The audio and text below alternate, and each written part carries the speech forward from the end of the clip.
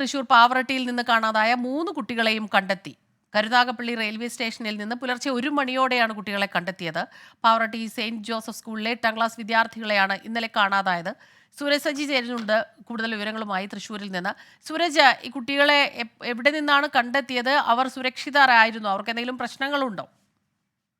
സ്മിത, കുട്ടികൾ സുരക്ഷിതരാണ് എന്നുള്ളത് തന്നെയാണ് പോലീസ് സ്ഥിരീകരിക്കുന്നത്. കരുനാഗപ്പള്ളി റെയിൽവേ സ്റ്റേഷനിൽ നിന്നാണ് കുട്ടികളെ 1 മണിയോടുകൂടി കണ്ടെത്തുന്നത്. യൂണിഫോം ധരിച്ച 3 കുട്ടികൾ ഈ റെയിൽവേ സ്റ്റേഷനിലെ പ്ലാറ്റ്ഫോമിൽ ഇരിക്കുന്നത് കണ്ട് ഈ യാത്രക്കാരാണ് ഈ വിവരം റെയിൽവേ പോലീസിന് കൈമാറുന്നത്. പിന്നീട് റെയിൽവേ പോലീസ് വിശദമായി ചോദ്യം ചെയ്തതിൽ നിന്നാണ് ഈ തൃശ്ശൂരിൽ നിന്നുള്ള കുട്ടികളാണ് ഇവരെന്ന് തിരിച്ചറിയുകയും പിന്നീട് ഇവരെ പോലീസ് സ്റ്റേഷനിലേക്ക് മാറ്റുകയും ചെയ്തിട്ടുണ്ട്. നിലവിൽ ഈ കുട്ടികളുടെ കുടുംബാംഗങ്ങൾ കൊല്ലത്തേക്ക് തിരിച്ചിട്ടുണ്ട്. എന്തായാലും കോടതിയിൽ ഹാജരാക്കിയതിനു ശേഷം മാത്രമാണ് ഈ കുട്ടികളെ കുടുംബാംഗങ്ങൾക്ക് വിട്ടു നൽകുക.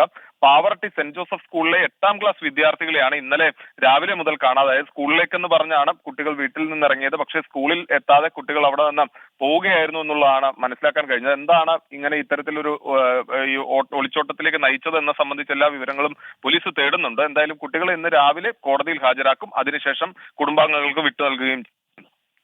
ഏതായാലും കുട്ടികൾ സുരക്ഷിതരായി തിരിച്ചെത്തി എന്നുള്ളത് ആശ്വാസകരമായ വാർത്തയാണ്.